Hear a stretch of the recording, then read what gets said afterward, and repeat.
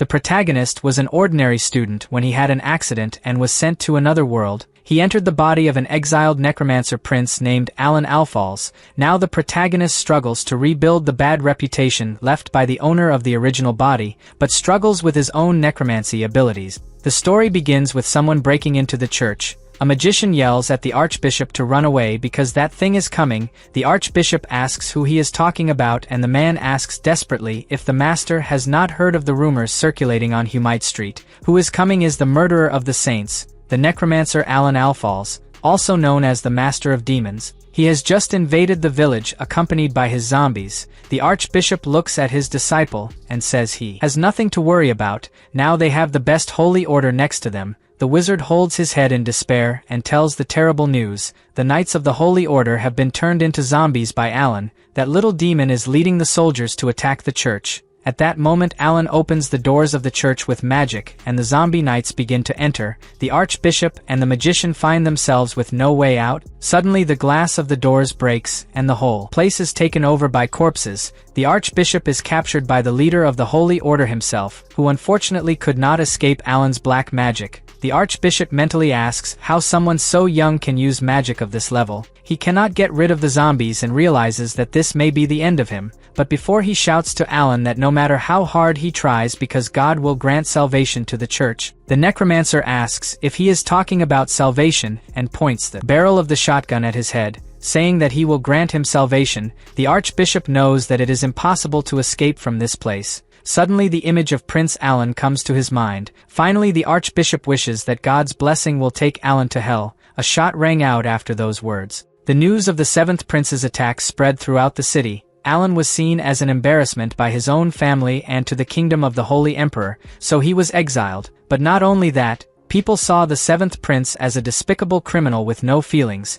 but he was in love with the daughter of the archbishop of the city, and even declared himself to her. The girl obviously refused him. The archbishop gave him a punishment. The seventh prince did not take well the fact that he was rejected and destroyed the archbishop's house. This made the Holy Emperor go crazy and send Alan to the land of spirits, better known as the cemetery. The Holy Emperor sent him there so that he could reflect on his actions. But Alan was so shaken by being rejected by the girl he loved that he decided to end it all by putting the rope around his neck. Rumors say that he survived, and after that he became someone else. Now he works hard in the monastery without getting into trouble. People suspect this sudden change. After all, Alan was known as the prince who made a contract with the devil. Some locals claim to have seen corpses walking around the monastery since the necromancer went there, but none of this has been proven so far. The scene changes to the cemetery. Alan talks to the zombies right there, and a status window appears informing his age. He scolds the corpses for going around at night scaring the residents.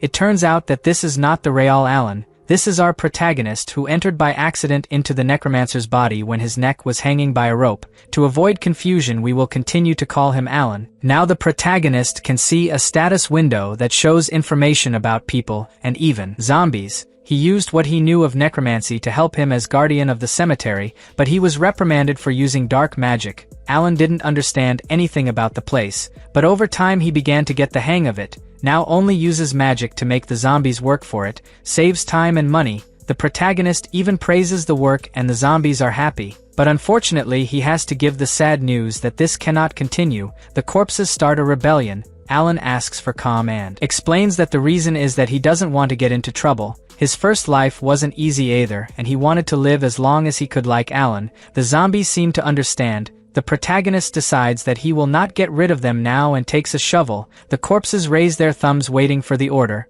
Alan shouts that he can start the work now. The scene changes to two residents, and one of them hears the protagonist scream. The guy with black hair pushes a car with two corpses and asks his colleague to hurry. They need to get to the prince before these things turn into zombies. The residents leave the abandoned village towards the monastery. They are observed by someone who remains in the village and exudes an intense murderous aura. A few minutes later, the protagonist finds the men and asks if these are the last corpses. The black-haired resident says that they were the only ones left in that cursed village. There is no one else there. The redhead adds that all the survivors fled and the place was abandoned with the corpses, but he didn't come here just to bring the bodies. In fact, he wanted to ask Alan to go to the village. The men begin to explain that they feel safe with the prince, and maybe they can find the source of the problem. The protagonist doesn't want to accept initially because he doesn't have as many skills as the real Alan, but the guys keep begging for help. Alan doesn't feel confident. But a few minutes later he enters the village disguised and armed with a shovel. The villagers are at his side trembling with fear.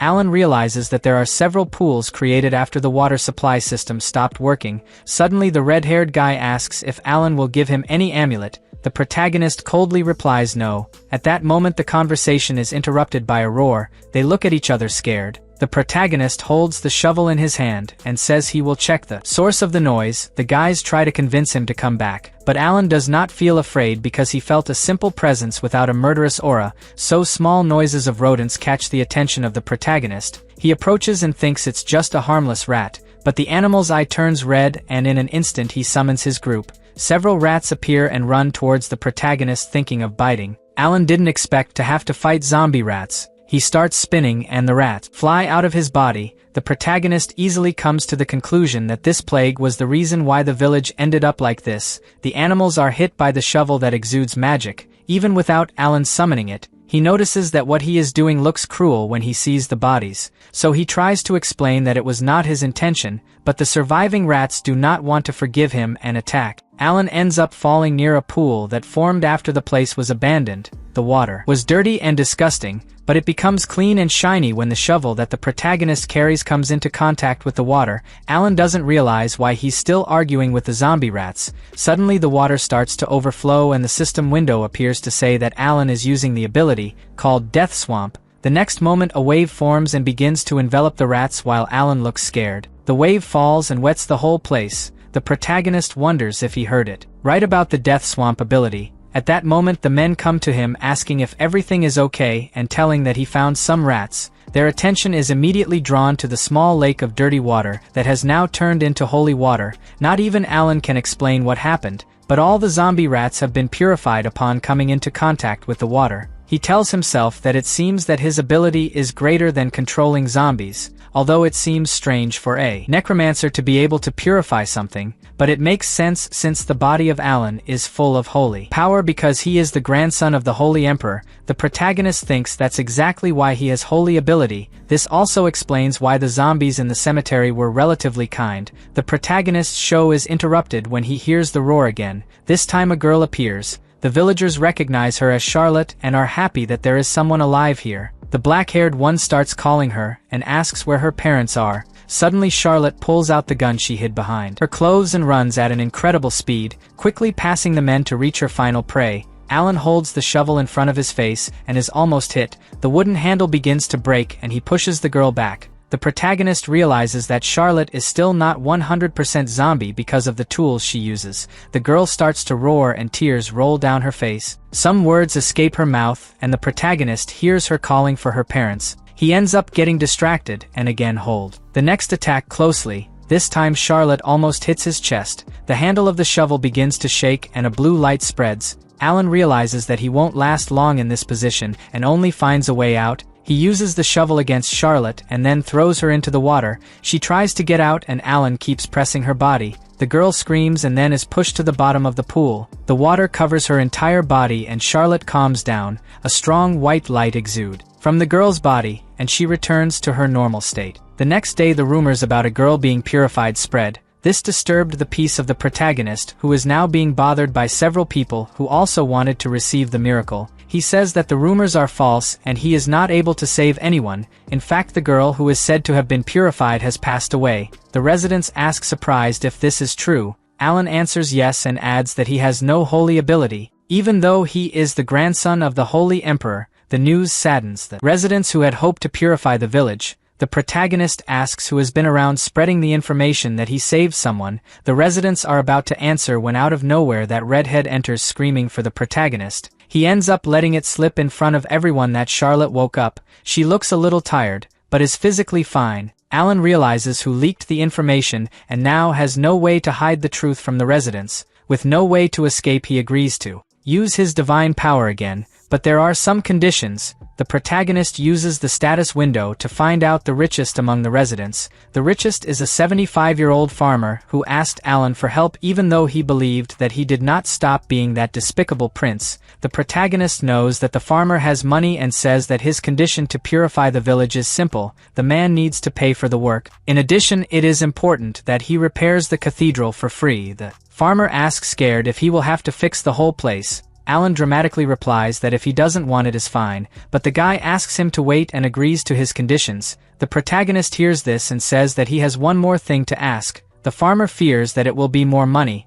Alan says that what was said here should not reach the Holy Knights. He knows it would be troublesome if it reached his family or the Emperor. Everyone agrees to keep it a secret, and Alan is happy to finally be able to use this cathedral in a useful way, since no one approached it because it was considered a place of exile. After accepting the challenge of purifying the village, Alan had a conversation with the farmer and found that in the village at least 30 corpses were found that became zombies. The protagonist says that he already knows what to do and begins to take some equipment from the chest, then handed it to each of the men. The villagers didn't understand anything and the protagonist sarcastically asked if they expected him to fight alone. Suddenly the smile somber appears on his face and the villagers begin to whisper to each other that it is the devil. Alan hears this and turns towards the villagers who are silent. Suddenly someone looks out the window and shouts that the zombies are coming. Everyone runs to get the mop that would be the equipment. Alan asks them to be attentive. The zombies get closer and closer to the monastery.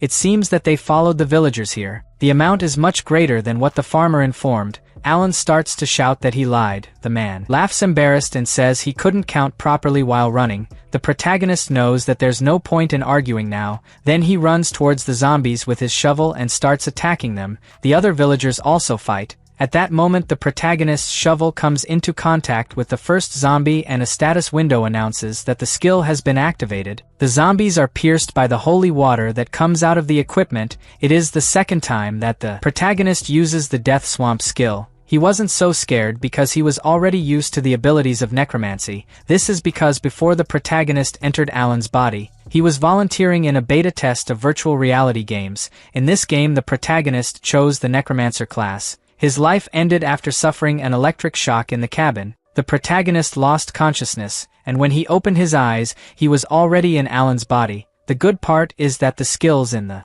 game have also been transferred to his new body. The bad part is that it is difficult to control his divine power due to the conflict of skills. The protagonist remembers that every time he uses a skill, his divine power simply scatters and he cannot control the force, just like now that just a touch of his equipment was able to knock down several zombies around him. At that moment the protagonist begins to hear someone screaming that he can't, it's one of the residents. He trembles on the ground saying that he knows they are zombies, but he doesn't have the courage to attack his wife. The zombie approaches and he starts crying saying that she is his beloved. The next moment she opens her mouth to devour him. The man is unable to react and is saved by the protagonist, who jumps on the woman and hits her head with the shovel. Alan angrily says that the man must understand that these people no longer have the same feelings as when they were alive. The guy tries to argue and is scolded again. Alan screams to look at the zombie. Her body is rotting and the soul has already lost its way. Letting her live is just causing greater suffering.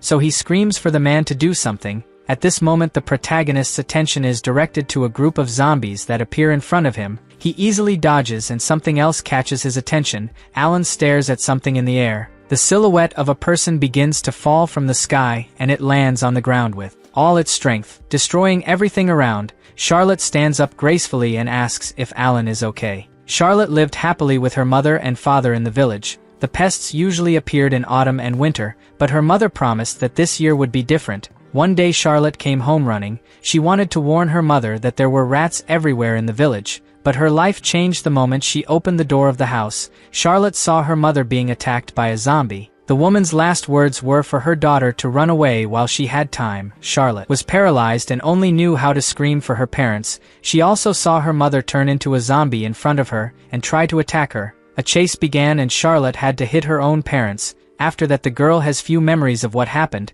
She remembers that she was all stained and sitting on the floor of an unknown house. After that day the people of the village became strange. The zombie rats passed by her and seemed not to see her. Charlotte understood that the plagues identified her as one of them. This made the girl very sad, and she thought she would never be saved. until he heard a noise in the village and found the protagonist. After bathing in the pool, her vision faded and came back several times. She remembers some moments where she felt that the protagonist wanted to save her. After that, her vision became dark, and when she woke up she was already out of the village. The memories of the protagonist's face were marked in her mind. The nurse told Charlotte that she was rescued by the prince, and now she would have to stay in this room until there were no more zombies outside. The girl was still not very lucid, and so she did not remember who was the prince the nurse was talking about, until she heard a scream and saw the protagonist through the window. The nurse says that this is the prince who saved her. Charlotte remembers the last words she said when she was in the village before losing consciousness and gains courage to face the zombies now.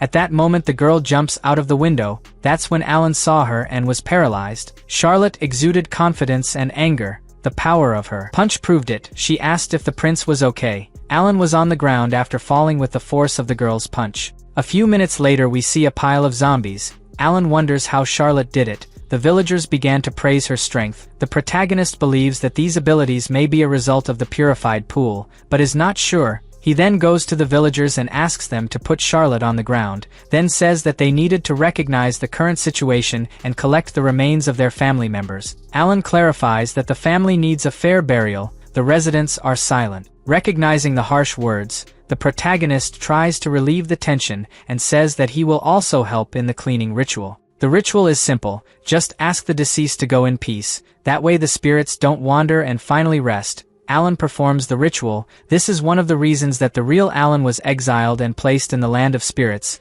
There is a high chance of zombies appearing naturally. Although he has already gotten used to it, something still doesn't make sense. The protagonist realizes that lately there are many villages being damaged so quickly and all at once. He has an idea thinking about it and goes to talk to the farmer. Alan asks if there was anything strange in the village before the wave of zombies. The man replied no, the pests appeared about a month ago. Alan knows that it is normal for pests to appear at this time of year, so he assumes that this is a necromancer thing. The villagers shout asking if he thinks he is a black mage. Alan gets angry at himself for thinking out loud. He covers his ears so as not to be disturbed. In fact, this was all a theory. Alan understands that if he is right, the necromancer who controlled the zombies has to be around, but there are many residents here and it will be difficult to find that person, so the protagonist decides to rest and think about it later. He says goodbye to the villagers and returns to his room in the monastery. The boy finally lies in bed after a long tiring day. The next day the protagonist is woken up with screams. He gets up quickly and hears someone saying that a person was attacked by a zombie. Not only that, the zombies kidnapped a resident. Alan asks if this is serious and the villager replies that he saw it with his own eyes. Those damn people took the opportunity when everyone went to sleep after working all night. The guy remembers that he was very tired when he heard some screams and saw the zombie carrying Morian. The protagonist asks, confused, who Morian is, and the villager replies that he is the young woman who works with the herbs. She also helps treat injured people in the village. Alan does not seem to know the girl, but then the villager reminds him that it was Morian who rejected him. The men begin to tell how the protagonist was rejected, but he says that he already understands and they can shut up. Alan realizes that the owner of the original body has many shameful stories. At this point the villager says that a group has already been formed to pick her up. Alan realizes that these guys are very proactive when it comes to a beautiful girl, but he is also interested in finding the girl. After all, it is the first time he has seen a zombie kidnap a human, so Alan asks if anyone knows how to track her. The villager replies that in his village there is Mr. Hans. He is a hunter who knows the entire region. Alan asks to call Hans immediately and he agrees. His attention is soon drawn to Charlotte, who is standing like a mannequin. Alan approaches and she has no reaction. He assumes that the girl holds some grudge for throwing her into the pool that time. Charlotte just stays silent while the villagers run to call the hunter. A little later, the hunter Hans informs the group that the zombies have been dragging their feet, so it is easier to find their tracks. They arrive at a cave and the protagonist is sure that Morian is around here, so thanks Hans for his help. Alan was surprised by Hans' perfect perception. The cave is full of sinister demonic energy that only he can feel, but Hans was able to find the place without the help of magic. Now Alan deals with a big dilemma. The demonic energy is very strong and he fears that this place is the source of the plague. The protagonist also does not rule out the option of having a necromancer behind this story. He does not think of entering and says that it is better to just burn this place down. The villagers think it's exaggerated, but Alan explains that it's likely that the whole place is contaminated by zombies. They run the risk of becoming dinner if they enter to save that woman. The villager asks how they are going to save Maureen then. Alan thinks the best alternative now is to go back and prepare properly, then he can come back, even if Maureen doesn't survive in the meantime. Suddenly the conversation is interrupted by a roar that comes from inside the cave. Alan looks back, and at the same moment a bear attacks him. Red liquid splatters everywhere. The villagers look scared at the protagonist being attacked. Alan narrowly turned his face away and received a bite on the shoulder. The villagers abandoned the protagonist and ran. He was taken by the bear into the cave and then thrown off a cliff. The protagonist quickly lifts the shovel towards the bear and the death swamp skill is activated. The holy water surrounds the bear while Alan holds the arm in pain. He touches the injured shoulder and the wound is quickly healed. Alan realizes that his divine power always appears when he is reaching rock bottom. It is convenient to have an ability reversed so. The status window gives some information about the bear. His name is King of Gluttony and has a huge concentration of power in biting and crushing. In addition, his state has been enhanced by necromancy. The protagonist now understands why his holy water didn't even tickle. The bear was enhanced by necromancy, but it will be even worse that he is still being controlled by a necromancer. Alan doesn't even know where to start. The bear doesn't give him time to think and runs to attack him. The protagonist narrowly avoids him. Suddenly he sees a red light above the King of Gluttony. The next moment Charlotte jumps on the bear and presses a dagger in her eye. She has no expression on her face as the enhanced monster screams. The protagonist watches the girl and wonders if she followed him here. It doesn't matter now and Alan yells for her to get this damn thing. Charlotte gets distracted and is thrown by the bear. The King of Gluttony tries to crush her head with his paw and she dodges it. He then tries to bite, but Charlotte uses the dagger to hit him in the throat. The bear tries to close his mouth even though he is hit because he wants to snatch Charlotte's hand. She realizes this and removes the dagger from his mouth. Soon after a blue light hits the bear, and he is thrown into a stone wall.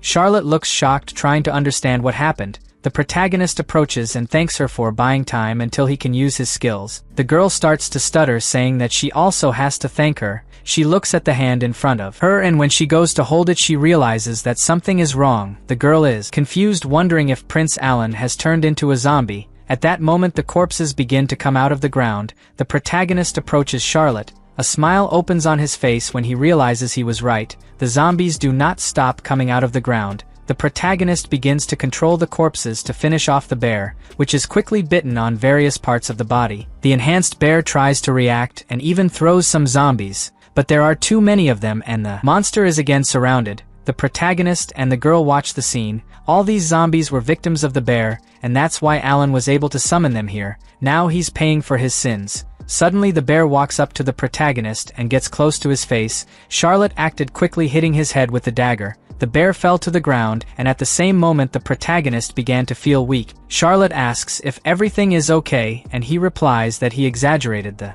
divine power. She supports Alan on his shoulder because he can't walk alone. The protagonist tells the girl that today he ended up showing her all his power, but he wants to live quietly as an exile, and that's why he asks Charlotte to keep her power a secret. The protagonist seems charming from the girl's point of view. In reality the boy is feeling sick without any strength. Charlotte replies that she will help him because he is her lifeguard. Alan asks surprised why she thinks this. Conversation is interrupted by some villagers who went to rescue them. The villager approaches with a fire torch and ropes. He also brought the equipment that Alan asked to explore the cave. The villagers begin to descend through the rope. The villager soon sees the bear and excitedly asks who did it. He knows that that bear is known as lethal and the number of victims is countless. Charlotte is reluctant to answer who eliminated the bear. The protagonist quickly intervenes in the conversation and says that he thinks there is a necromancer in this cave. Charlotte seems curious. Alan says that his theory is that the necromancer tried to turn this cave into his base and destroyed the bear that already lived here. The villagers talk to each other that this theory makes a lot of sense.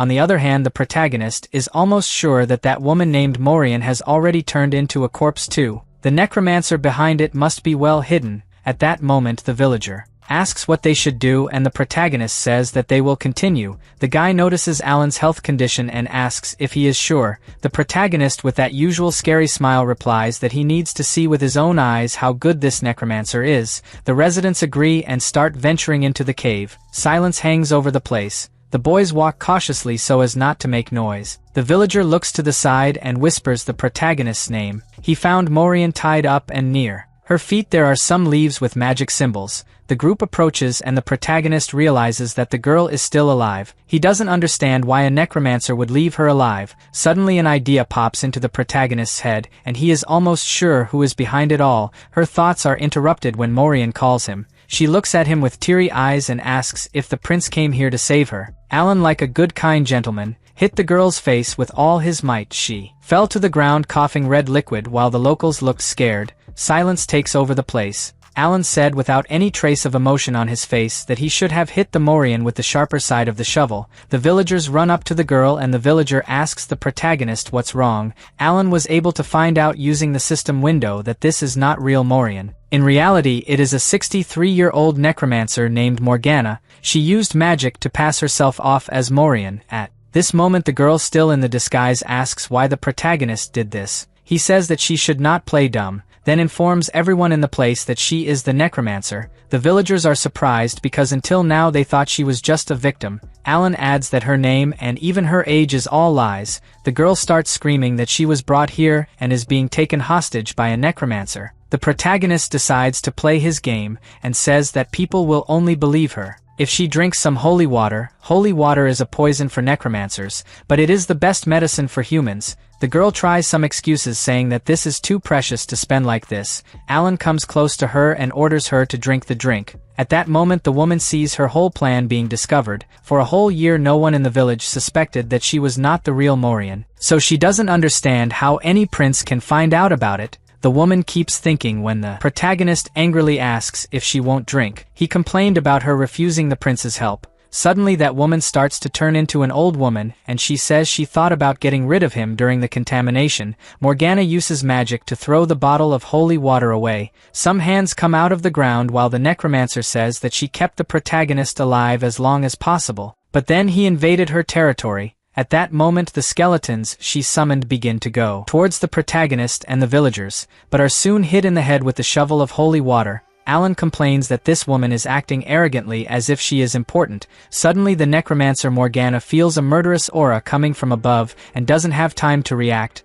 Charlotte jumps on top of her and aims the dagger at her head. Alan thanks the girl and buries the skeletons back in the ground. Morgana angrily asks what the hell he's doing with his skeletons. Alan replies that this is what the shovels are for. Morgana yells that this is not a normal shovel. She is sure that it is a sacred relic. The protagonist advises the woman to worry about herself before thinking about the skeletons. Morgana recognizes this when she feels the dagger approaching her neck. A few minutes later the necromancer appears with some bruises on her face and her hands are handcuffed. The woman introduces herself as Morgana, a 63-year-old necromancer. The protagonist does not think it is enough and asks if she will not confess everything. Morgana replies that she does not intend to say who sent her here to finish him off. Alan is surprised and asks if she was sent by someone to send him to the coffin. Morgana says she only did it because she was asked to seduce Alan and pretend that he was the one who ended his own life. The protagonist is shocked because all this time he thought that it was the owner of the original body who did that,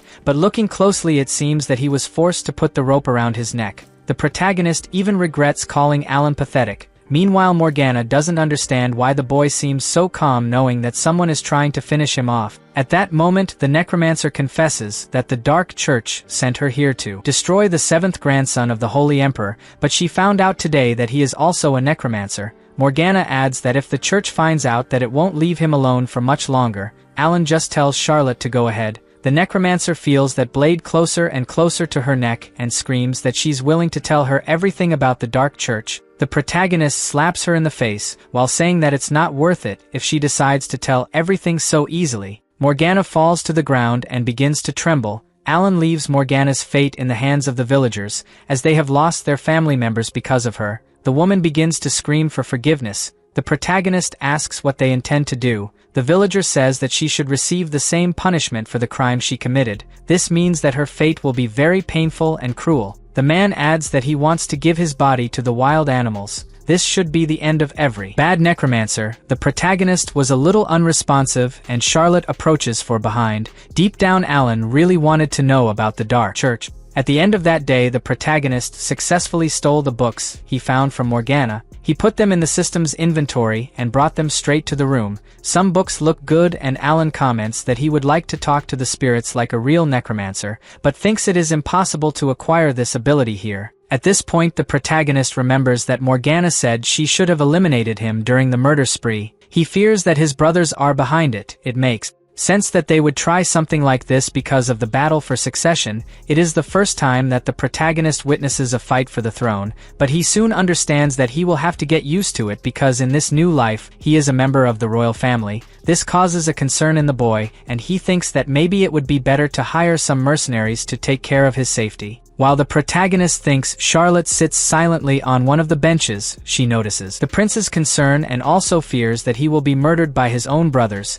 Charlotte knows that people used to think Alan was a despicable guy, but she saw with her own eyes that he changed and saved many people alone, especially in this incident. He even held funerals for those who passed away. Charlotte also remembers that Alan took care of the corpses of her parents. This made the girl even more emotional, and she recognized the protagonist as her only savior. Charlotte thought of a way to thank her and came to the conclusion that for now the best thing to do is just follow him, to make sure nothing will happen to him. At that moment, Charlotte notices a book on the table called Imperial Swordsman's Guide. She is sure it is a thing of fate, so she takes the book and says she is willing to become even stronger to protect the prince. Meanwhile, Alan is focused on describing in the window how was yesterday. Then he goes back to reading the books he managed to steal from Morgana. One of them is about the evolution of zombies. The zombies' bodies decompose and they become skeletons. If they manage to keep their bodies intact, they evolve into their most powerful versions. From a ghost to a Dullahan, from a Dullahan to a vampire,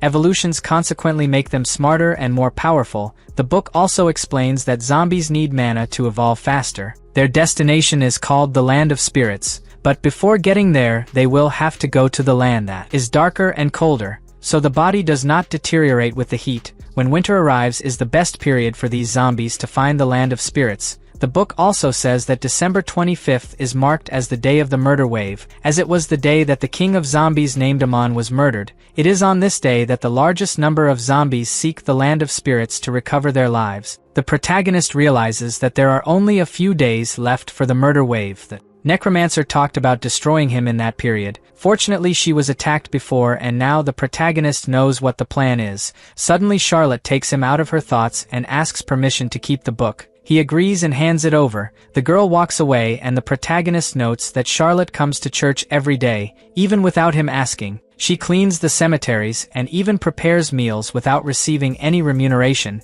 The protagonist thinks the girl will leave. When he feels he thanked her enough, in addition she was adopted by Grill and now has a house to return to, Alan is happy that everything went well. Suddenly the door of the church opens with a loud noise. At the door some knights appear. Alan is frightened by the unexpected visit and asks what happened. He uses the system and discovers that these men are Knights of the Holy Cross. The deputy commander named Harmon Dien takes off his helmet and tells the protagonist that he heard rumors about him having captured the witch Morgana. Alan realizes that the man broke into the church without even greeting him. It seems that no one has respecting an exiled prince. After seeing the knights, the protagonist concluded that they must be the damned ones that Morgana said were keeping an eye on him. So Alan is direct and confesses that he caught the necromancer along with the villagers. Harmon says he just wanted to confirm if it was true and asks if it took a lot of effort. Alan replies yes. After the deputy commander questions if they defeated the bear with farming tools, the protagonist is silent. Harmon also says that he knows that they defeated the bear while a person named Grill destroyed 30 walkers and cornered the witch with holy water. The deputy commander explains that this is what the villager said. The protagonist feels like finishing off Grill after this conversation. Harmon confesses that he thought all this was an exaggeration told by Grill, but believed it when he saw the traces of the battle. Alan knows that the deputy commander as a knight has seen worse things. Harmon agrees and asks if he knew that Morgana belonged to the Dark Church. The protagonist confirms that he heard this from her and initially thought it was some kind of secret, but it seems that it is a public fact. Harmon tells that so far that woman has destroyed 5 villages by herself. Alan is surprised because he didn't think she was so strong. The deputy commander seriously asks if he eliminated that witch. The protagonist confirms that Morgana was beaten and her body was thrown away. Harmon asks if he was the one who did it. Alan questions if the man really thinks he is so strong. The protagonist preferred to continue Grill's bluff because in the end it is not worth revealing that he was the one who subdued the witch. To convey more truth, he said that he was so scared that he almost wet his pants. Charlotte held the boy while he did his theater. The knights were disgusted to hear this,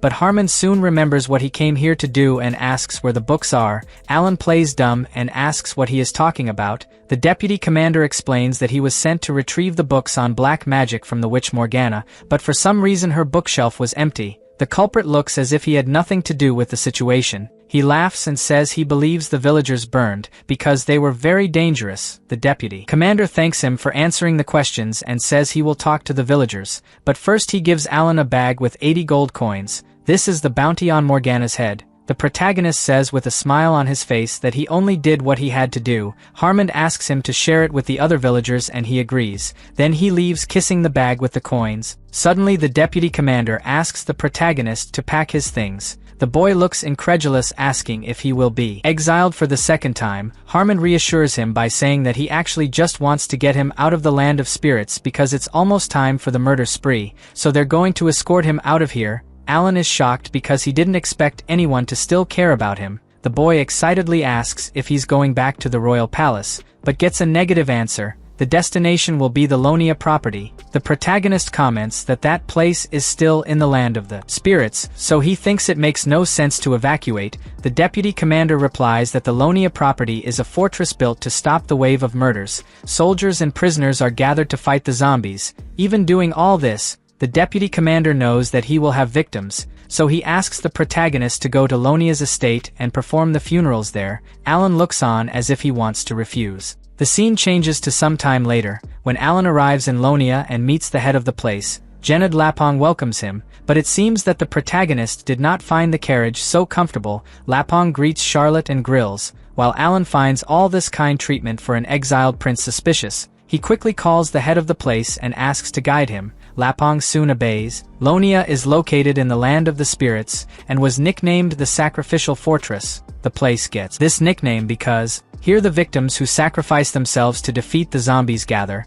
Something that also draws attention is the fortress wall, which was made to resist for a month against the zombies, until winter is over. At that moment the protagonist finds some prisoners and asks Harmon if they will fight on the front lines. The man confirms and tells the protagonist that he can simply help treat the injured men and perform the funerals. Alan replies that he can do this easily, but changes his mind when he hears Harmon say that there are at least 2,000 to 3,000 victims every year. He questions if there is anyone else to help, and the deputy commander says that there are about 80 priests who can perform the purification ritual. In addition, the soldiers will also help at funerals. At this point the protagonist calls Lord Lapong and the man asks if he can help. Alan yells that he needs drinks. The guy gets scared and the protagonist keeps saying that he can't handle this situation without drinking. He prefers to drink too much instead of working too much. The maids bring the drinks. The protagonist warns Grill and Charlotte that they can walk around, but they must return before the murder spree. The two agree. Finally Alan looks at Charlotte and says that it is important that she is here to protect him. After these words he runs to the room with the drinks and says that he will rest. Charlotte looks at the door and mentally says that she will protect him. The protagonist enters the room believing that it was a good performance. In fact, he will not drink. The boy touches the bottle of wine and turns the drink into holy water. He ended up coming so fast that he forgot his bottles at home and had to replace them. Alan decides to fill all the bottles with holy water and lie to the men that it is just an energy drink. He also takes the opportunity to train the control of the force. At that moment something on the wall catches his attention, and he walks there. Alan realizes that it is a weapon. He removes the gun that was hanging while saying that he did not imagine that there was something like this in this world. It's strange that people here prefer to use swords or knives instead of guns. The reason is that in this world weapons are just for show, plus this weapon uses mana and holy power instead of gunpowder. People also avoid using it because it has neither. Even trained mages can only shoot 5 times and it takes 5 minutes to produce a bullet with mana. This is why the weapon has become an old decoration item.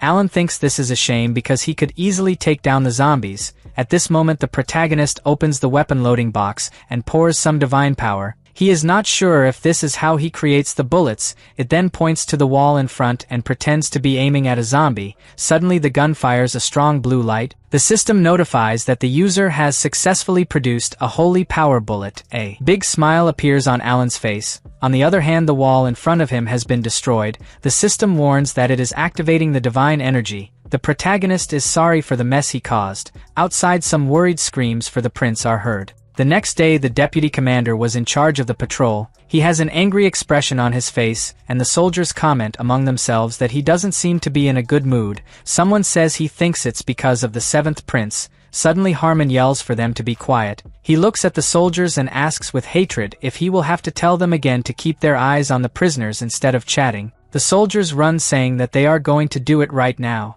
Harmon is left alone and mentally says that in fact his bad mood is because of that prince. The man heard a loud noise yesterday and was prevented from entering the room by the protagonist, who claimed that he should not peek inside the room of a sensitive teenager. Harmon gets angry because he's sure he broke something. The guy is not entirely wrong. The deputy commander remembers that when he visited the village, the villagers reported that the protagonist had actually changed since the incident with the rope, even fought a group of zombies to save the villagers. Harmon is almost sure that the protagonist blackmailed the villagers into saying this. For him, it is impossible for someone like Alan to subdue a necromancer of Morgana's level. Then the deputy commander comes to the conclusion that it is most likely that Grill has subdued. He decides to write a letter of recommendation so that Grill can take the exam and become a holy knight. Suddenly a noise is heard and Harmon assumes that there is some fight going on between the prisoners. He rushes to check and shouts, asking what is happening before the big battle. At that moment the man's face is horrified to realize that they are not the prisoners. Alan, with a frightening expression, puts the shovel in a man's face and asks if he knows who he is dealing with. The scene changes to a few hours ago, when Alan was digging some graves for the employees who ended up passing away because of overwork. He used the bird bill mask that contained a purification spell to prevent infections. Until that moment no zombies had arrived on the property. Even so, the protagonist had already worked hard. Suddenly someone calls him. 3 seemingly unpleasant guys tell Alan to rest for a while. The middle one is Heiss Hedron, the eldest son of Count Hedron. He thought that by the face the protagonist was a student at the academy, but Alan asks what academy he is talking about. Heiss is surprised and questions if the boy didn't come here to earn points in the school subjects. The blonde-haired guy thought the protagonist was one of those good family boys, but the black-haired guy next to him says that Alan is nothing but a redneck. The protagonist understands that these guys are after trouble. The black-haired one tells Alan that he better listen to Mr. Heiss if he wants to live a peaceful life here. Heiss says that the protagonist doesn't have to worry because he only came here because he is looking for a maid. At that moment the guy points to Charlotte and says that someone like her would do. Alan asks if he is talking about Charlotte and Heiss asks if she is his maid. The guy starts to say that he has already put his hands on more beautiful women in the gym. He continues talking about these experiences while the protagonist curses him. Mentally, Alan decides to go back to digging the ground because he didn't like the conversations of these crazy people. But the moment he turns his back he hears the guy call Charlotte. Alan stops and observes Heiss's steps. Suddenly the guy pulls Charlotte by the arm and says she can play with him. The girl denies, saying that she is busy, and Heiss asks if she can't understand what is happening. Charlotte quickly squeezes her hand with all her strength, and the guy screams in pain. Alan notices that at this rate she can break his arm. Charlotte lets go of the guy's hand and he starts to insult her, cursing in all ways. The protagonist obviously won't let it end like this. He tells Heiss that he knows exactly which family the guy comes from, but he doesn't care, because in this place anyone can become a zombie snack. At that moment the protagonist raises the shovel and goes down with everything next to the guy's body. Heiss is almost hit. Alan defends himself by saying that he missed the place where he was going to dig. The guy starts screaming that he tried to hit him on purpose. Heiss questions how he can call this a mistake. The next moment he gets punched precisely in the face. The protagonist defends himself by saying that his hand slipped. Heiss falls to the ground and Alan puts his foot on his chest. The guy is about to ask if the protagonist knows who he is, but Alan asks the same question, questioning if Heiss knows who he is. It was at that moment that the deputy commander arrived and ended the fight. Heiss says that the protagonist needs to be punished, but Charlotte enters the conversation and says that the prince just defended her. Harmon looks at Alan and says he can't just ignore it. At that moment the protagonist loses his patience and yells for everyone to be silent. Suddenly several blue chains trap the people in the place. They try to speak and no voice comes out. Harmon sees that Alan is using a sacred incantation. Suddenly the protagonist calls the deputy commander and demands that he tell this damn man who he is. Harmon is freed from the enchantment and turns to Heiss, then introduces the protagonist as Alan Alfals, grandson of the Holy Emperor. The enchantment is broken and Alan asks if the boy understands what he did. The protagonist makes it clear that he didn't like the way he treated Charlotte. Heiss starts to stutter and Alan says that there is no need to be afraid. He smiles and says that he will have no problem if the guy apologizes sincerely. In fact, there was a problem because the protagonist was arrested. He did not understand where his mistake was and Charlotte informed that according to the Lord Saint Knight, the injury inflicted on the son of a nobleman cannot be forgiven. Heiss fainted after the confusion and had to leave carried. Now the protagonist will be imprisoned for a week. Charlotte apologizes for this. Alan replies that it is not her fault and adds that he will take advantage of this time to read books. It is even better because he will not need to work. The scene changes to the deputy commander in the middle of a blizzard. The leader of the soldiers warns that the prisoners have been ordered to remove the snow, but it is snowing so much that it will not clear anytime soon. The biggest cause of the blizzard is because of Alan's enchantment. The deputy commander did not hear what the soldier said because he was lost remembering the moment when the protagonist used the enchantment on everyone. He just says that the prisoners must remove the snow so that the castle wall is at the ideal height. Harmon is surprised that so far there are few zombies even in such cold weather. He knows that the Holy Emperor eliminated the King of Spirits on December 25th. Maybe by then there won't be so many zombies. The soldier asks if he should report something to the Holy Emperor. Harmon replies that it is better to bring the prisoners inside the property again to buy time and regroup. The man obeys and the prisoners stop work. Suddenly a boot falls to the ground and red liquid pours over the white snow. A zombie with light skin and red eyes appears with the entire victim in its mouth. Someone shouts to close the gate immediately. The last prisoners arrive safely and report that they were attacked from behind by zombies. Because of the blizzard there was no way to realize that those things were hidden. The prisoner cries saying that his comrades who were behind were all defeated. The deputy commander quickly gave the orders to climb the outer wall and summoned the soldiers for an emergency battle. He was caught off guard because everything was very quiet and from the beginning he thought that the spirits would only appear on December 25th, the day King Ammonius was eliminated, but it seems that they have advanced things. The priests are preparing to heal the wounded. Among them there are prisoners and soldiers. The deputy commander did not think that the zombies would attack from behind. He didn't imagine that those things could create strategy. Normally zombies don't know fear and trust only their instincts. All these years it was easy to deal with these monsters because they had no equipment or tactics. But looking at this year's zombies, it looks more like a perfectly coordinated army. The vice commander feels helpless watching those things approach the barrier. At that moment a voice echoes in his ear. A bizarre voice that says he loves that feeling of fear that he feeling. The zombies carry a giant throne with someone sitting on it. The voice continues to say that he is the judge of this world and will be the one to decide if they will continue to live or not. The voice is of the man who is being carried by the legion of zombies. He presents himself as the successor of Udai and the god of destruction. The monster was a zombie that evolved into a vampire. His abilities are insane and countless. The scene changes to the protagonist inside the prison. He keeps the book in his inventory while complaining that so far no one has brought his snack. Suddenly Lapong screams for him and says he will release him. The protagonist does not understand anything. The man opens the door and Alan says that he has not yet fully served his prison sentence. Lapong explains that it doesn't matter now. Right now there is a legion of monsters out there. Alan thinks it's strange because he thought he had enough workers. The man replies that the problem is that a vampire brought a legion of zombies. Alan asks if Lapong saw straight because it's almost unbelievable to think that a monster of such a high level would be here. The Lord says that he saw it with his own eyes and also heard his clearly human language. Now Vice Commander Harmon is fighting him.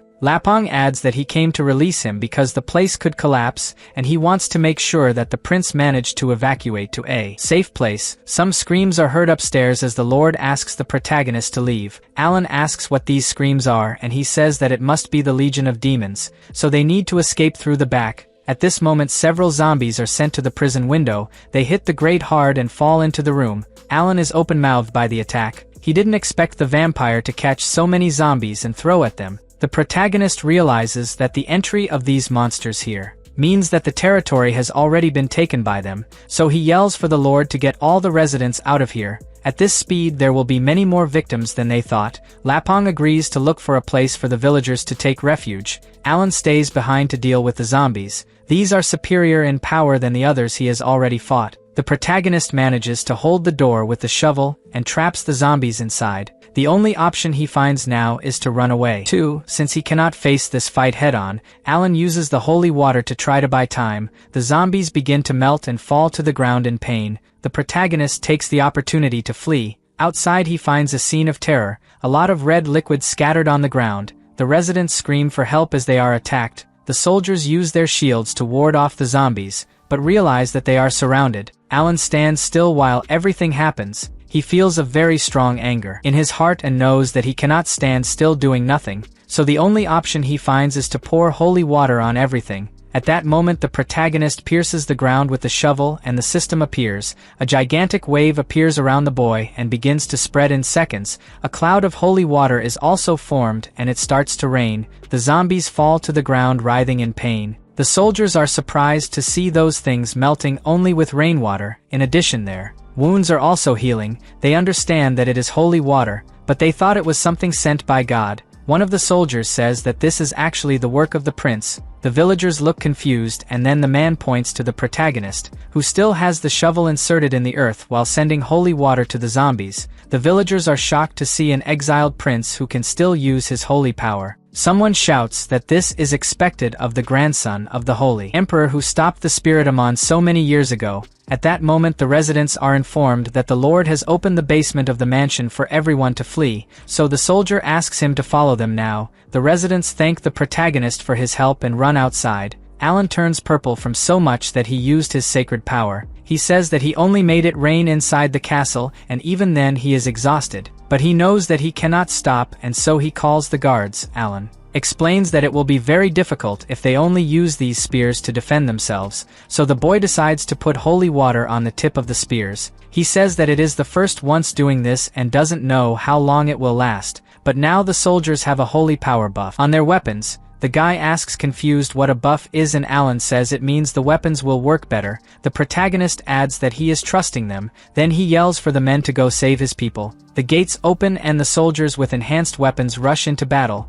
The first sword strike is enough to finish off the zombie. The men are happy to realize that just one touch is enough. Harmond calls their attention to focus on the battle. The soldiers are confident that they can now make it. This joy is short-lived because a man riding a fire horse appears. The soldiers realize that it is a Dullahan. A kind of red flame with black tentacles comes out of the Dullahan and delivers lethal blows. The soldier is sure he cannot defeat this monster. At that moment a weapon aims at the demon. The protagonist apologizes to everyone because this will be the second time he uses this item, and he has not yet become very familiar. After that Alan shoots. The vampire who leads the attack feels that his moment has come. His evolution into a vampire lasted 50 years. After that he began to control the zombies, thinking about creating a powerful legion. This is the opportunity he has waited for so many years. His evolution finally brought the return he needed, and he feels that he is the most powerful among his class. Vampires are classified according to the mana they have, but he was not recognized by the other vampires because he became one of them a short time ago.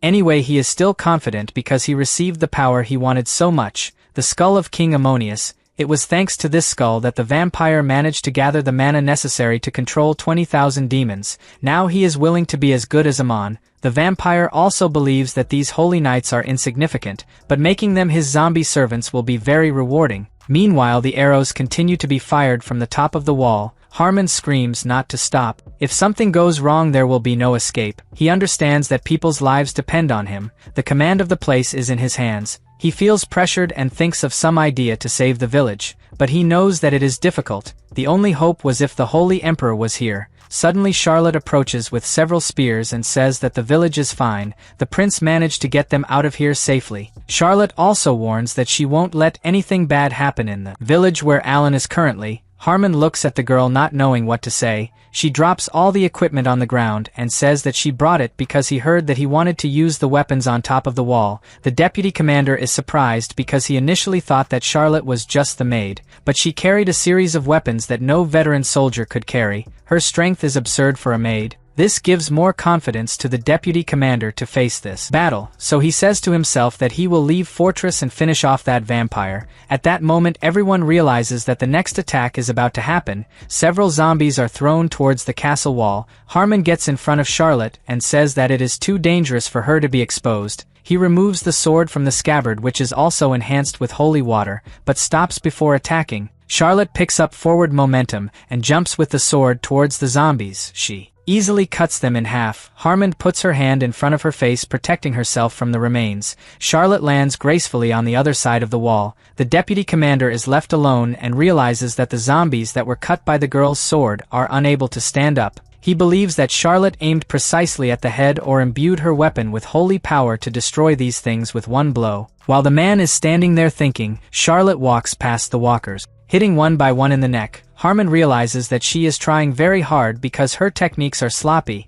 In addition, it is visible that the girl is using her physical strength to make up for the lack of training with swordsmanship, but all her steps seem familiar. Harmon notes that it is the imperial swordsmanship of the Holy Empire, the same one he trained when he was a soldier in the Holy Cross Squad. Harmon yells at Charlotte, asking where she learned this swordsmanship and if she is a member of the Holy Emperor's family. The girl replies that she is only a servant of the 7th prince and her swordsmanship is actually from a book she read and trained herself. After saying that, the girl went back to the zombies. Meanwhile, Harmon stood at the top of the wall without understanding anything she said. The scene changes to the resident's refuge. The soldier delivers some bottles of holy water for the priests to use when the sacred power is exhausted. Lapong asks where the man found it, and he replies that the protagonist gave it away. The lord is happy and asks where the prince went. The soldier says that he went to battle. Lapong is sad to hear this, but says that Alan has more confidence now with his new personality and holy power. Suddenly Lapong remembers something important and asks if there are any troops protecting inside the territory. At this moment inside the castle, swords and shields are scattered on the ground, accompanied by a huge trail of red liquid. Meanwhile, the zombies disguise themselves as soldiers and walk towards the top of the wall. The protagonist also tries to infiltrate and is recognized by a soldier. He presents his zombies disguised as reinforcement. The soldier says that the situation in front of the castle gate is more urgent now. Alan thinks this is perfect because down there no one has time to check their faces. The boy used the rest of the sacred power he had to control these soldiers. The protagonist initially thought about resurrecting the real soldiers, but he saw that it would be a lot of work and decided to just control the zombies that already existed. At that moment, the soldier in front of him thought he was a priest and asked if he shouldn't be healing people. Alan replied that he came here to test something and then showed the weapon. The soldier tries to explain that this type of ornament is useless, but the protagonist is concentrated and says that this place has the best view. The target can be seen perfectly. Alan aims at the precious part of all the men and shoots. He understands that this is the perfect opportunity to let the vampire experience Gaia's blessing. The scene changes to a few minutes ago. The deputy commander joined the rest of the squad because he heard that the evacuation of the territory was completed, so now he goes to help the team. Harmon is informed that the situation has not worsened thanks to some normal soldiers who used weapons full of holy power. He does not know how it happened, but the skills are comparable to those of the Holy Knights. There were also strange reinforcements that were next to them. The knight adds that now they need some idea to destroy the vampire. Harmon knocks down some zombies while asking how the long-distance attacks are. The knight says that the arrows continue to be sent. At that moment an arrow flew at full speed on the vampire's head, but the attack was blocked by a shield made of mana. The deputy commander realizes that it will be difficult for a weapon to pierce that mana shield. The soldier suggests breaking through the zombie legion directly, but Harmon knows it will be difficult, because they are already having difficulty blocking the zombie attacks. Suddenly someone screams, asking if that is a priest. The zombies begin to be knocked down one by one and the knight asks Harmon if a priest can do this. The deputy commander looks towards the priest and sees a sphere of blue light around the person. He instantly realizes who it is. Meanwhile, the protagonist focuses on the spell and calls for Gaia, the goddess of love and mercy. Alan begs the goddess to grant her power for at least a few seconds so that he can defeat the zombies and pierce the mana shield. the blue sphere transforms into a long-haired woman. She raises her hands and the power surrounds the weapon that the protagonist holds. The deputy commander sees everything happen before his eyes. He shouts happily that the image of the goddess has been manifested by the particles of light. At that moment the goddess stands behind the protagonist while sending her power to the weapon. Harmon shouts that this is definitely a blessing granted directly by the goddess Gaia. He is surprised because even for high-ranking priests, this is something impossible. It seems that the protagonist's disguise was so great that the deputy commander did not recognize him. But Charlotte recognized him even under those costumes. She happily says that she can recognize the light of His Highness. The man is reluctant to accept this, even because Alan blasphemed against Gaia when he eliminated those people in the church, so it doesn't make sense that he is receiving her blessing now. Meanwhile, Gaia's power is felt by everyone in the place. Harmon wonders if the protagonist has been forgiven. At that moment Alan aims between the vampire's legs and says that he hopes Gaia's blessing is with his future children. The shot shoots into the air and knocks down the zombies that are in the way. The bullet hits the shield accurately and begins to crack. The vampire sends more mana trying to save his protection, but it's no use and he gets hit between the legs. Before Alan came to Lonia, he studied a book on the method of collecting holy power. That's when the boy realized that while wizards use spells and mana, priests use prayers and holy power, necromancers use life expectancy and magic power. The real Alan had to give up life expectancy and magic power in exchange for being a necromancer. But the protagonist used the fact that he was the grandson of the Holy Emperor to test his own sacred power, so he exchanged necromancy for the prayers of the priests. That's how his prayer worked, and he managed to contact the goddess Gaia. At that moment the vampire screams in pain and demands that his legion return. Now he wants to retreat. The protagonist realizes that the shot was not fatal, but at least the shield was destroyed. The knights shout for everyone to attack while the army is retreating. Alan comes down from the wall and goes to his zombies in disguise. He tells the other soldiers that he needs to take his men to take care of the wounded. After that the protagonist runs with his zombies into the castle. The soldiers stand down there without understanding anything because they are still shocked by the apparition of the goddess Gaia. They all breathed a sigh of relief and commented that it is good to have such a high-ranking priest among them, though the deputy commander still had doubts if that was really Alan. After all, the boy was nothing more than a useless man who deserved to be exiled. But now something seems to have changed. In addition, there is still Charlotte, a super-skilled girl who is proud to serve the 7th prince. The deputy commander does not know how this could have happened and remembers the villagers saying that His Highness has changed. The man is almost convinced that that boy has really changed,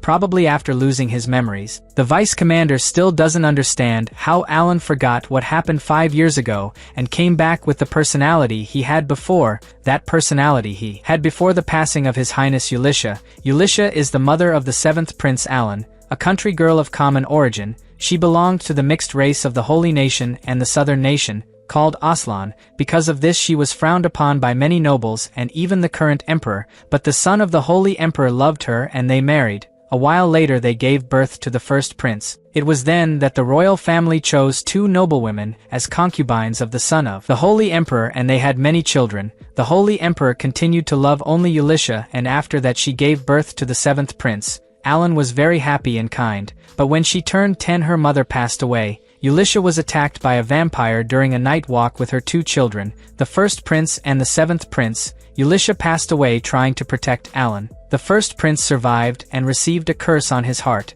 After that incident Alan became someone else. People even said that the 7th prince had gone crazy. The deputy commander's theory is that Alan regained his original personality because he lost his memory after trying to eliminate himself, but that still doesn't explain his strong sacred power to summon the goddess Gaia. Harmon finds it strange that the boy hides this power from everyone. Maybe it's because Alan doesn't want to attract the attention of the Holy Emperor's family because he's planning a rematch. It makes sense to honor his mother's name. No one from the imperial palace liked her and her children. The nobles insulted her daily, and she had this end. If Alan wants to destroy these nobles and the vampire, it would explain the reason for hiding his power. This theory is the most accepted by Harmon because he remembers that Alan acted in an undisciplined way before him because he was a holy knight. It would also explain Charlotte's incredible abilities. Deep down Harmon also feels guilty for what happened to Ulisha. He made his guard on the day of the attack. The first prince ordered Harmon to go for support and he obeyed,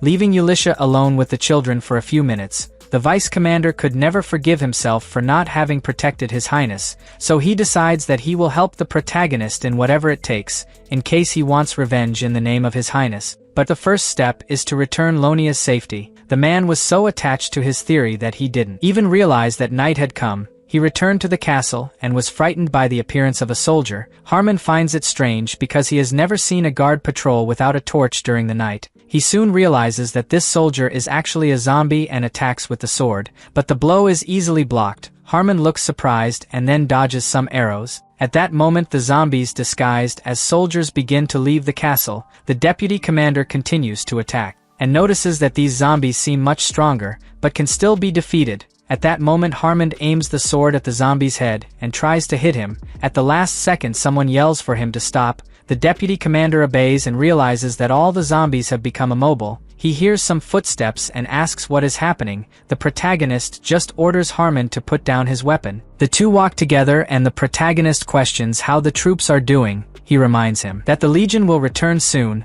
After midnight is the day of the passing of the Spiritomon, so the guards need to be ready. Harmon notices that the protagonist controlled those zombies and asks if he's using necromancy. Alan tries to make some excuses because he didn't want his plan to be discovered. The deputy commander asks scared if he's so depressed that he had to use necromancy. Alan doesn't understand what he's talking about, but confesses that he is really controlling the zombies. The protagonist explains that he can't remember how he deals so easily with necromancy, but decided to use it to help them in battle. The protagonist gave this excuse about memory loss because he knows that no one would believe him if he said he transmigrated. The deputy commander tries to say that Alan knows how to use necromancy because he made a deal with the demon. Alan replies that he doesn't remember this. When he realized he already knew how to deal with necromancy, the vice commander is silent and the protagonist asks if he will tell the Inquisitors about it. Harmon replies that he should and Alan begins to say that he is screwed. He already begins to think about how Charlotte would do to save him.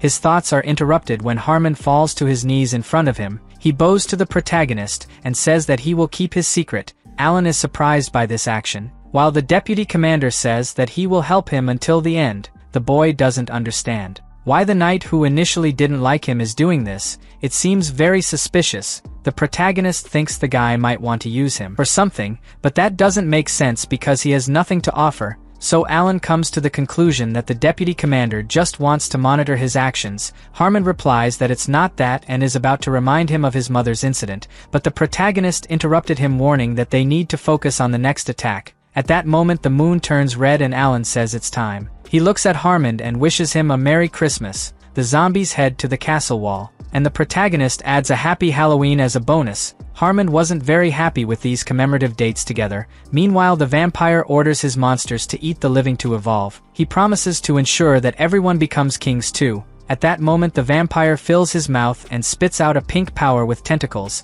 Meanwhile, Lapong helps the front line. Hayes was forced to fight and tried to escape the battle, claiming that the part of his face that was hit by the prince was still hurting a lot. His complaint was not taken into account. The Lord is focused on the amount of monsters ahead. The power of the zombies is clearly incomparable, and this discourages the soldiers. Suddenly some whispers are heard about the high-ranking priest who will save them. The protagonist walks through the soldiers, stealing everyone's attention. In the next moment he calls for Gaia and asks that his power be shared with his soldiers to defeat evil. The request is granted, and the power spreads to everyone. The system notifies that the skill has been activated. Weapons are enhanced before the eyes of the soldiers. Lapong opens a smile, saying that the goddess is with them. The men become confident and the attack begins. The zombies become weak next to the holy power. The deputy commander directly asks Gaia for some of her power and her gun. The next moment the man jumps to strike the enemies. He makes a zombie combo. Harmon's strategy is to make the soldiers' fighting spirit increase. This works and is the perfect opportunity to attack the target.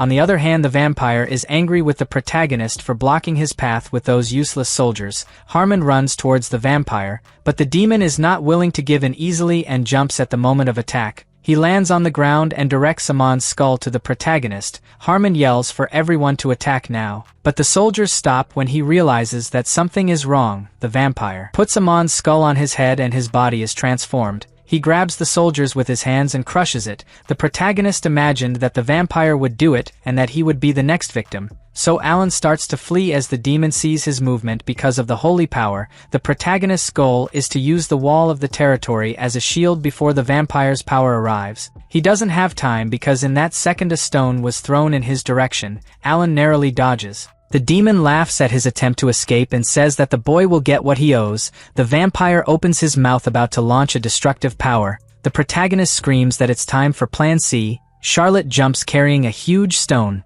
The demon spits the power towards the protagonist. At the last moment, Charlotte manages to use the stone as a shield. Alan breathes a sigh of relief that the girl arrived in time and says that she is really trustworthy, but something arouses his concern. The shield is starting to break with the force of power. In addition, Charlotte still doesn't know how to control her own power. If they stay here, they will be consumed by the monster's attack. Suddenly someone jumps towards Charlotte. Grill joins the boys to hold the shield wall. Charlotte worries about her adoptive father and he says he will do anything for his daughter. The shield begins to be destroyed. Alan tries one last attempt to get out alive and stands behind the two sending holy power. He confesses that he knows how to use it correctly, but he thinks that this wall can also be strengthened with divine energy just like the wall of his room. So he calls for Gaia again and asks for protection. The enemy is wide-eyed listening to the prayer. Alan doesn't know what else to ask for in prayer and shouts for Gaia to do something. Suddenly the image of a blue shield appears. The demon is caught off guard and is suddenly hit by the hologram. The power is so strong that an explosion happens, a crater opens in the ground and the stones fly everywhere. Charlotte is in the dust while trying to find the protagonist. As soon as the dust dissipates, a body can be seen. She runs to the grill and the protagonist holds her shoulder, saying that everything is fine and that the man has just passed out. Charlotte asks how the prince is doing and he replies that he is fine, but the fight is not over yet. Gaia's sacred power is still consuming the demon's body, but the skull is no longer there. Charlotte says that the protagonist is too weak and should not fight again. He replies that he knows and even his holy water has run out. When he said that it is not over yet, it means that they have a chance to retreat. Charlotte begins to carry her father while the protagonist leads the way. At that moment, a purple flame catches his attention. He turns around and finds a skull. Alan remembers that during the fight he realized that the mana was not accumulating around the vampire, but somewhere else. Charlotte quickly catches his attention and he says he needs to check something first. Alan takes the skull in his hand and quickly recognizes that it was the one the vampire wore around his neck, then calls the system and asks what the function of this thing is. The system informs that this is the skull of the Necromancer King Ammonius. On the first use, the user's magic power will be amplified by 20% and the recovery level will be increased by 10%. All effects of magic-related skills are increased by 10%. While Alan checks the system window, the vampire starts screaming that he has to get that damn priest and recover as soon as possible. He touches his face and realizes that he is without Amon's skull, but soon sees the protagonist with his item in hand and runs to get it back. Alan finally reads all the information in the system and knows what he should do. He places Ammonius' skull on his head and several flaps appear, notifying the temporary strengthening of the equipment. The protagonist turns to the vampire and says that now the Legion belongs to the heir of Gaia's legacy. Chains fly towards the demon and trap its members in the air. The Holy Knights descend the demon to the ground. Gaia's power affects all zombies. They calmly walk to the source of the voice. The vampire is accused of breaking the rules of this world of his own volition. Now Alan commands all the demons in the place. The vampire begins to scream that this is not fair and that it was the protagonist who broke the rules. He does not accept that the power belongs to an incapable human. Alan puts the gun to his head while saying that he also does not know what happened, but he is happy. The protagonist performs the prayer in the name of the priest and the sacred power, finally wishes the vampire a Merry Christmas with a smile on his face and shoots. The bullet fires like an explosion in the enemy's face. The damage occurs in half of his head, and he falls to the ground. Charlotte looks at Alan. Meanwhile, Gaia's power remains linked to the zombies. They are destroyed one by one and disappear. The soldiers celebrate as the snow falls. The deputy commander goes to Charlotte and Grill. Some time later, the Holy Emperor arrives in Lonia and doesn't see any zombies. He asks if he arrived late. The old man felt the presence of Amon. The knight informs that he heard that it was a vampire who controlled 20,000 demons. The emperor says that vampires are not that strong, but it is still strange. The atmosphere of the place seems that there was a huge conflict of holy power and magical power. This means that the vampire had a lot of magical power. Now he is curious to know who is the person who could block this power. The knight says that it must be someone who is dedicated to becoming a saint. The emperor replies that it is likely, it is good that there are more saints and priests, because as time goes by these vampires will begin to sneak into humans. It will be much easier if there is someone to send them back to hell. The knight comments that the sacred power of God is not awakened throughout the world. This is the reason why priests and saints are not common. The emperor replies that he knows this very well. He just thinks it would be good to have such a powerful priest in the royal empire. After that, the emperor says he will return home and orders his men to send priests and healers to take care of the villagers. At that moment, one of the knights tells the emperor that Alan is on the property and asks if he doesn't want to meet him. Suddenly a murderous aura emanates from the old man, and he angrily asks why he should meet the seventh prince. The men hurry to carry out orders before they lose their minds. The emperor takes a deep breath and says that there is no need to see the child who dishonored his own mother. He definitely doesn't want to see that damn grandson. That's 105-year-old Celt Alphals. The holy emperor is sure the brat cried during the battle. The scene changes to the imperial palace. Harmond reports to the holy emperor and warns that the protagonist was responsible for the destruction of the vampire. The holy emperor shouted in surprise. The nobles whisper that this is unbelievable and that this is the most bizarre nonsense they have heard in recent years. The holy emperor asks Harmond if he is sure he is talking about Alan Alphals. The deputy commander confirms that the protagonist eliminated the vampire. The holy emperor angrily says that he never thought of seeing Harmond lie, but now it seems that he will have to end his life. The archbishop interrupts the conversation and asks the holy emperor to calm down, then tells Harmond that what he just said is an impossible thing to happen. This is the 100-year-old Archbishop Raphael Astoria. The poor deputy commander listened to all the barbarities that the nobles had to say about the protagonist. He understands people being suspicious because of the boy's old personality. So he apologizes to His Majesty and says that he only came to report what he saw with his own eyes. The Archbishop comments that he also heard the residents of Lonia defending the seventh prince. Some even called him a priest. The Archbishop suggests investigating him because the boy may be related to the strange energy that the Holy Emperor felt last time. The old man seriously asks if the Archbishop believes he can be that brat. Raphael only replies that he is trying to prevent the protagonist from stealing someone else's credits. The Holy Emperor turns his attention to Harmond and says that he is still not sure if he is telling the truth, but everyone should be given credit for protecting Lonia's territory. Thinking about it, the Holy Emperor divides part of Lonia's territory and gives it to the deputy commander as a thank you. In addition, he also promises that he will shorten the protagonist's exile time. Finally, the Holy Emperor says that the deputy commander must bring the seventh prince to the imperial palace when he has fully recovered. A little later, Harmond knocks on the door and says that he has returned from the mission. The person on the other side tells him to come in. The vice commander clears the dark room with a candle. At that moment we see a very injured person in bed. This is the protagonist's brother, the first prince named Luan Alphals. He comments that that curse is consuming him entirely. His vision and hearing are getting worse now. So he asks Harmond to come closer. Luan says he heard what happened on the battlefield. At that moment the deputy commander approaches to hear better and is suddenly pulled by the collar by Luan. He screams, asking if Harmond protected the seventh prince, the trash that stained his mother's name. Luan pulls the vice commander close to his face and questions if he is in his right mind. The boy is totally out of his mind and thinks that the knight has decided to betray him now because he won't last much longer. So he decided to ally himself with his useless brother. Luan also shouted that Harmond chose the wrong side because the protagonist will never succeed to the throne.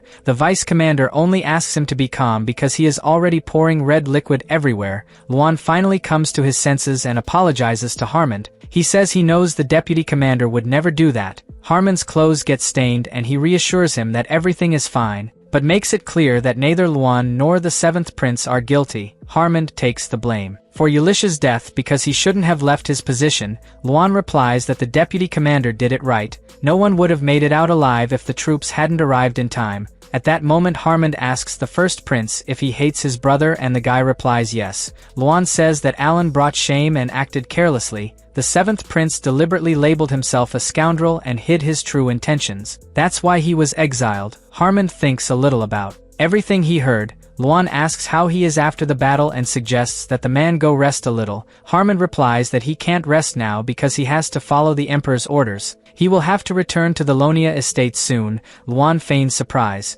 But then he tells himself that it looks like that useless prince will have to come home. 3 weeks have passed since the murder spree. Grill complains that he can't stand working anymore and has back pain. To make matters worse, he has no pay. At first he thought about leaving and gave up when he realized that Charlotte didn't want to go. At that moment Grill's attention is diverted to a box of clothes. He approaches her and realizes that she belonged to the zombies. Grill's eyes shine because he knows that these pieces no longer have an owner. The guy looks around to make sure no one is looking and then moves the accessories inside the box. A red necklace catches his attention. Grill is convinced that he will have no problem taking these things because he worked hard without any remuneration. Suddenly his eyes land on a piece of paper that is intact. Grill looks at the stamp and is sure it will cost a lot of money. Meanwhile, inside the protagonist's room, Charlotte asks if she needs to bring anything else and he says no. This food is enough and it was the best he has tasted in all these years. Charlotte replies that the doctor recommended that the boy eat as much as he could because he woke up after 3 weeks passed out,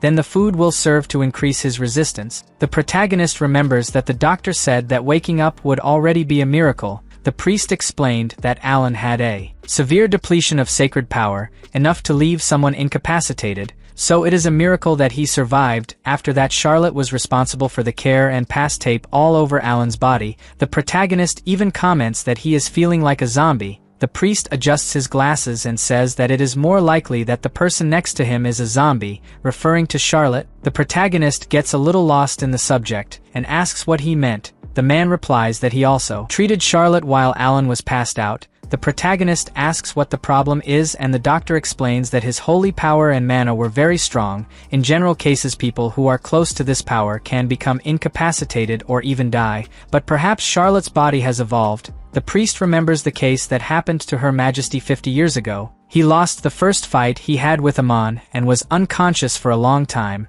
His body was damaged due to the shock of the Necromancer's holy power and mana. It is rumored that doctors had to recreate Her Majesty's body again and again, which is why his body evolved beyond human limitations. After that, His Majesty recovered and defeated the Necromancer Ammonius. He assumes that this is also the case with Charlotte. The protagonist looks at the girl suspiciously. The system presents Charlotte as a 16-year-old girl with a superhuman body. She has no aura of evil. Charlotte asks why the protagonist is looking like this, and he can only think that people like her should be heroes, instead of people with a skinny body like him. Alan tries to change the subject a little and asks her to go get some books. The girl obeys and he keeps thinking that fortunately he managed to keep Amon's skull in the inventory, despite the powerful effect ending his body. Charlotte comes back with the books. The first is about the theory of magic of the Holy Emperor, sacred power and rebirth, and the study of resurrection. All were written by Archbishop Raphael Astoria. The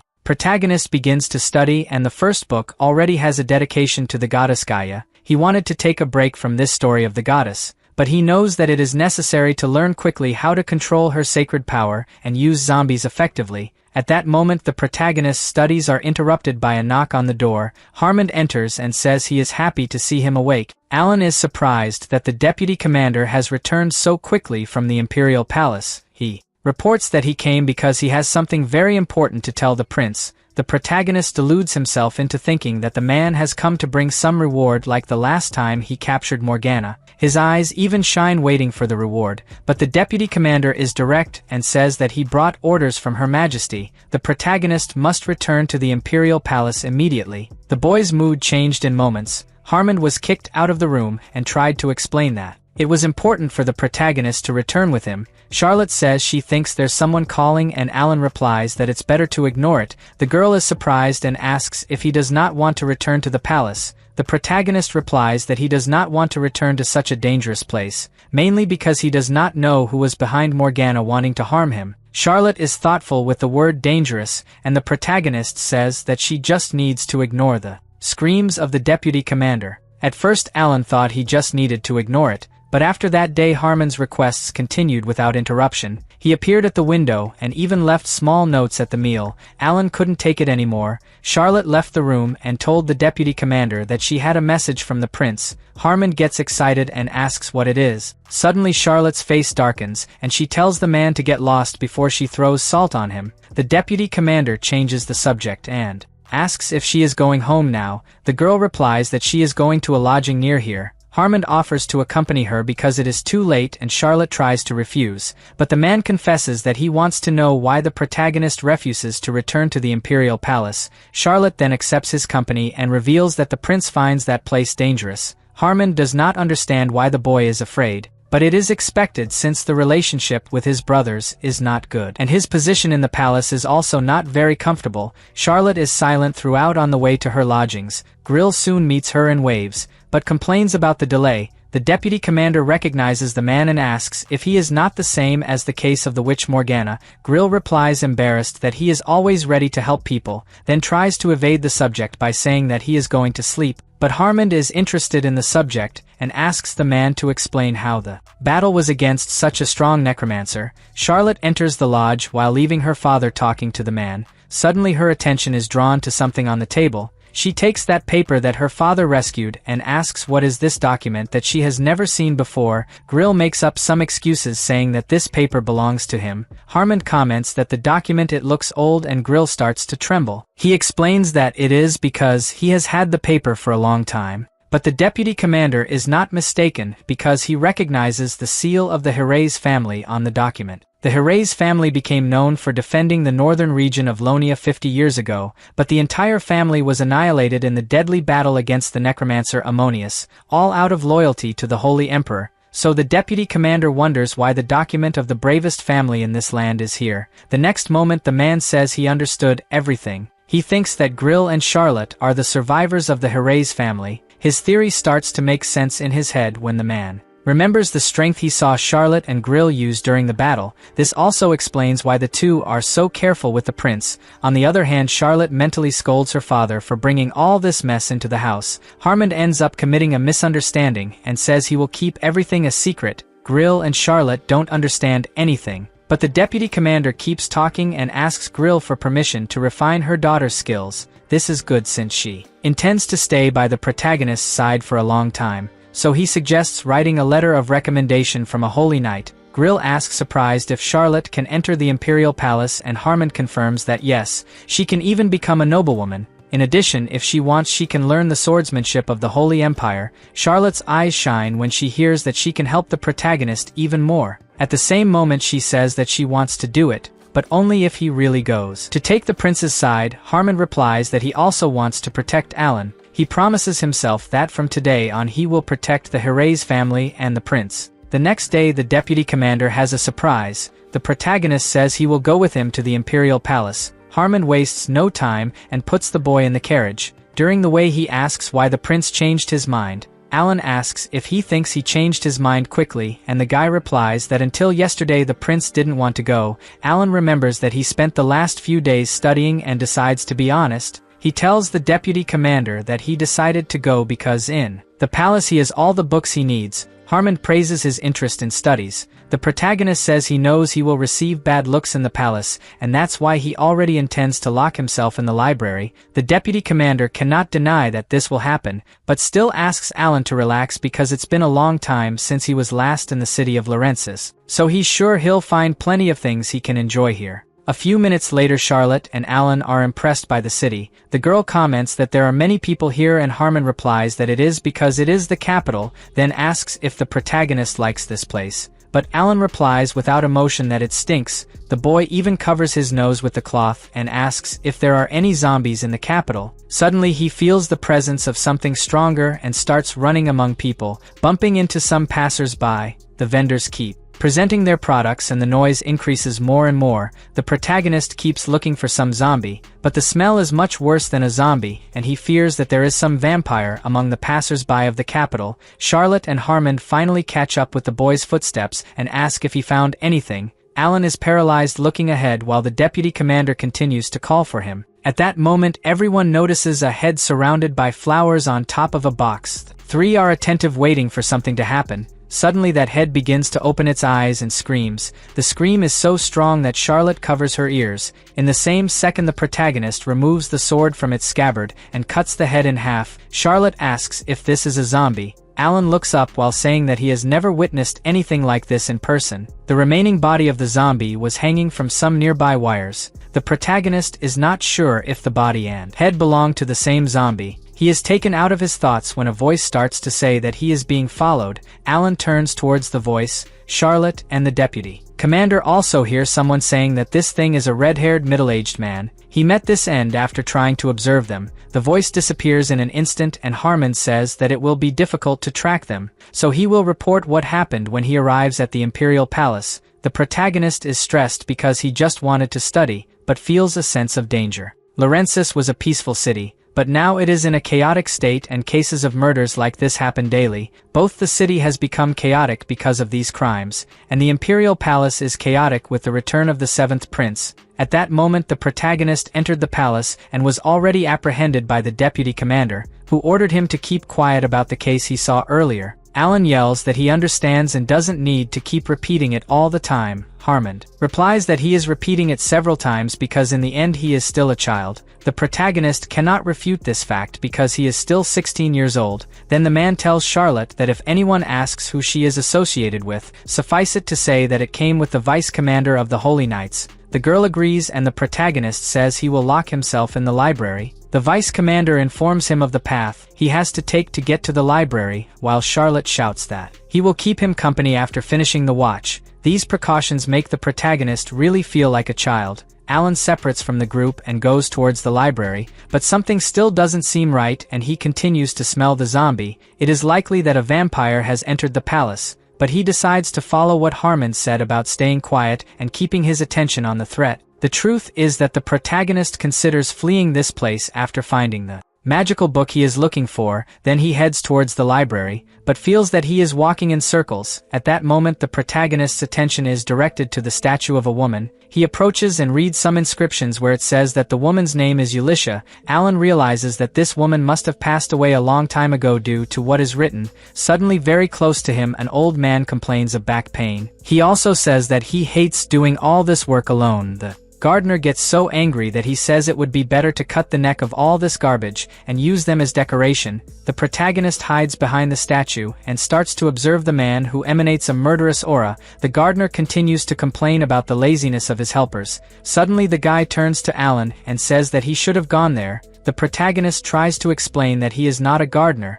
but changes his mind because he wants to decorate this statue with beautiful flowers. Shortly after the protagonist gets tired of carrying a bag of dirt, he comes to the conclusion that he should have worn the new clothes that Harmon gave him. At that moment the man looks at the protagonist's face and drops all the gardening items on the ground. Alan asks what happened and comments that the gardener is quite dirty. Then he hands him a handkerchief to clean himself and advises him not to work alone because if he gets sick he won't have help. Suddenly the gardener holds Alan by the arm with all his strength while he asks to let him go. The man comments that he heard that he lost his memories and his personality also changed. It seems that people were right. The protagonist doesn't understand anything this guy is talking about. The man comes closer and asks if he can't recognize his grandfather. The meeting is not so happy for Alan because he was forced into the Imperial room. The protagonist is angry with himself for not recognizing the Holy Emperor. He thought he was just an ordinary gardener. At that moment the Holy Emperor tells the protagonist, who heard that he played an active role in Lonia's estate.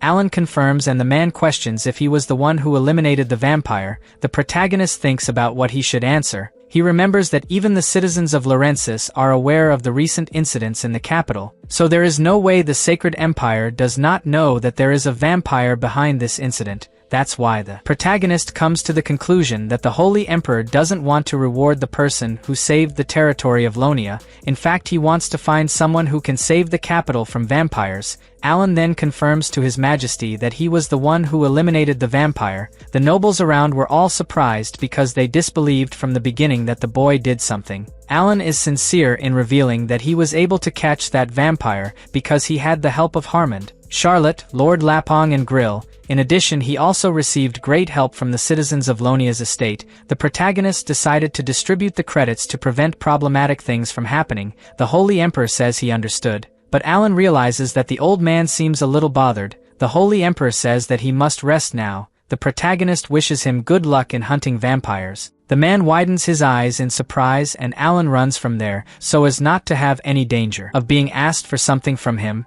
The Holy Emperor wonders if this boy heard about vampires because of the deputy commander. He also notices that Alan changed his ways radically because until last year he was causing problems in the palace. Maybe the memory loss positively affected his behavior. At that moment the man remembers the other two people that the protagonist mentioned. Grill and Charlotte were the names that came to him about being from the Herreys family. It seems that the vice commander's misunderstanding reached royalty. The man believes that this group can rid the capital of vampires. Lord Lapin's report also cites the seventh prince as savior of the soldiers. He used holy power to heal the wounded, but there is also a story that the blessing of the goddess Gaia descended after he prayed. As if it wasn't enough, Alan also shot the vampire with a decorative weapon. This was the report that Lapong wrote, putting all the most important information and sent to the Holy Emperor. At that moment one of the nobles says that he is sure that the protagonist is lying. The red-haired man explains that the person who saved the property of Lonia was fully hooded, so they just assumed that it was the seventh prince.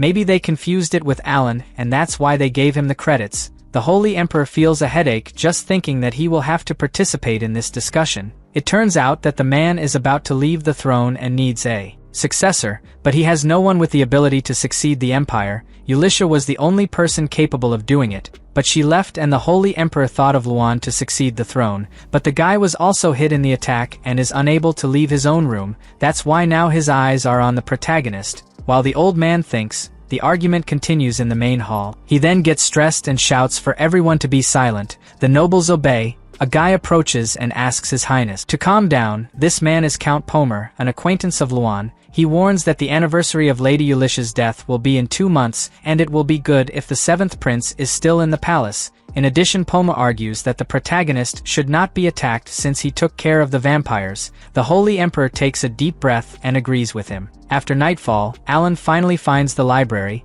As soon as he enters, someone asks if he is the seventh prince. The protagonist regrets having entered before checking if there was still anyone in the library. The blonde girl apologizes and says she is leaving, but he replies that she can stay since he arrived first. The protagonist notes that the girl looks uncomfortable. Suddenly, when he looks closer, he has a quick memory of the owner of the original body. This was the girl that the real Alan declared himself and was rejected. After that he put the rope around his neck and left this world. Both are embarrassed and look in the opposite direction. The system informs that this is 17-year-old Alice Astoria, granddaughter of Archbishop Raphael. The protagonist finally understands why the girl looks uncomfortable. She must think that Alan has come back to ask her out on a date. The protagonist also realizes that Alice's last name is the same as Archbishop Raphael Astoria's, the name of the author of the book he is looking for. A new memory arises in the protagonist's head, where it shows that the real Alan painted the Archbishop's room with some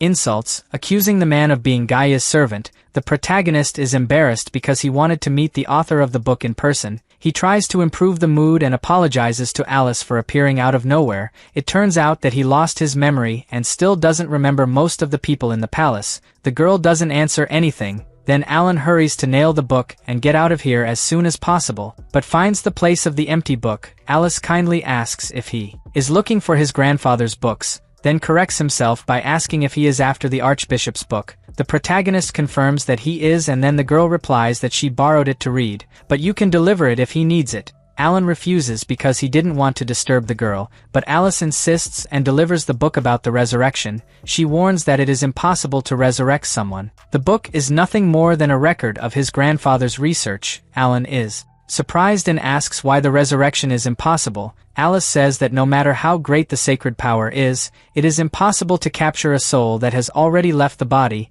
Necromancy can capture souls, but it cannot resurrect them. In addition to being a necromancer, you have to donate a few years of life to the demon. This means that resurrection is impossible even for those who receive Gaia's blessing. Alan questions if someone who has holy power and magical power can attempt resurrection. This question surprises the girl and she replies that it is extremely rare for people to have both, but if they use their powers at the same time their body will simply explode. The protagonist replies that he understands and confesses that he still thinks that resurrection is not impossible. Raphael's book says that it is enough to pray more to improve his sacred power. Now Alan is in doubt about which way to go to get more sacred power. Alice replies that he can use the magic tool for this, but she still does not think that resurrection can happen. Alan soon tries to divert the subject and says that it is getting late, then she must leave. Alice replies that she can stay a little longer and begins to be pushed out of the library. The girl is expelled and the protagonist says goodnight.